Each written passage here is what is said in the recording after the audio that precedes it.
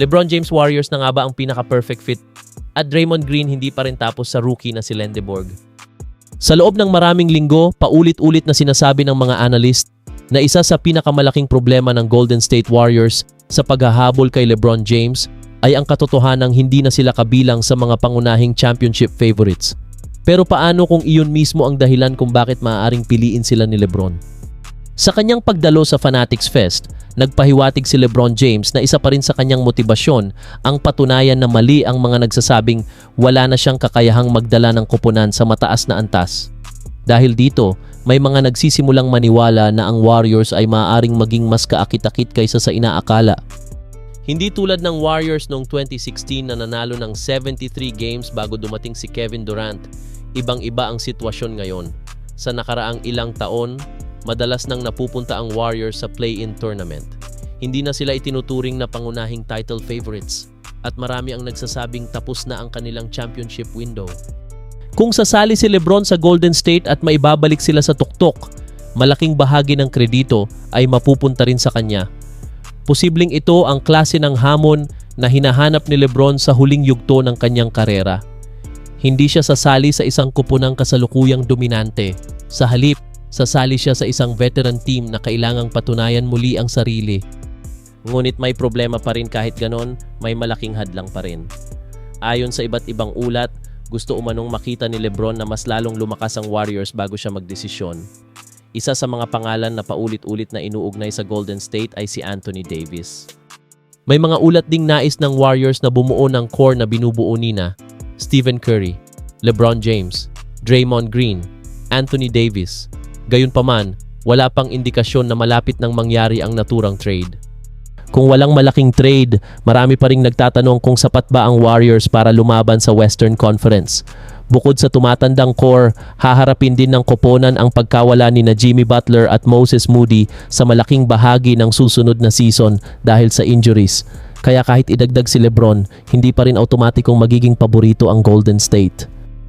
Ngayon, ang dating itinuturing na pinakamalaking kahinaan ng Warriors, ang pagiging play-in team at hindi na title favorite, ay maaaring maging isang kakaibang motibasyon para kay LeBron James. Kung gusto niyang patunayan muli ang kanyang kakayahan at mag-iwan ng kakaibang pamana bago magretiro, maaaring maging interesante ang Golden State.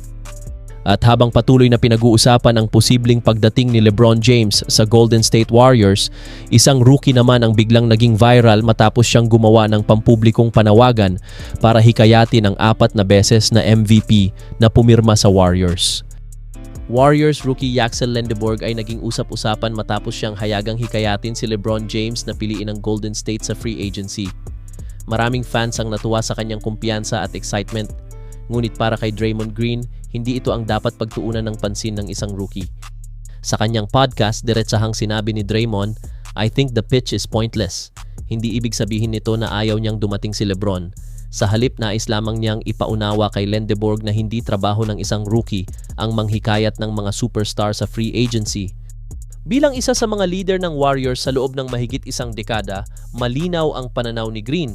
Para sa kanya, mas mahalagang pagbutihin ang sariling laro, paghandaan ang training camp, at patunayan muna ang sarili sa NBA. Idinagdag pa niya na malapit na ang training camp at doon na magsisimula ang tunay na pagsubok para sa rookie. Kilalang mentor si Draymond sa mga batang manlalaro ng Warriors. Kaya marami ang naniniwalang ang kanyang naging pahayag ay hindi pambabatikos, kundi isang paalala tungkol sa realidad ng NBA. Sa liga, kailangang patunayan muna ng isang rookie ang kanyang halaga bago magkaroon ng malaking impluensya sa loob ng organisasyon. Sa Summer League, ipinakita ni Lendeborg na may potensyal siyang maging mahalagang bahagi ng Warriors. Ngunit ngayong papalapit na ang training camp, inaasahang mas magiging mahirap ang kompetisyon. Dito malalaman kung gaano siya kahanda sa pisikal at mental na hamon ng NBA. Samantala, nananatili pa ring isa ang Golden State Warriors sa mga kuponang inuugnay kay LeBron James. Gayunpaman, wala pa ring opisyal na desisyon ang veteranong superstar tungkol sa kanyang susunod na destinasyon. Ngayon, ang naging viral na recruitment ni Yaxel Lendeborg ay maaaring ikinatuwa ng maraming Warriors fans. Ngunit para kay Draymond Green, mas mahalaga ang isang bagay. Hindi ang pagre-recruit ng superstar, kundi ang pagiging handa ng rookie na tumulong sa koponan kapag nagsimula na ang tunay na laban sa NBA.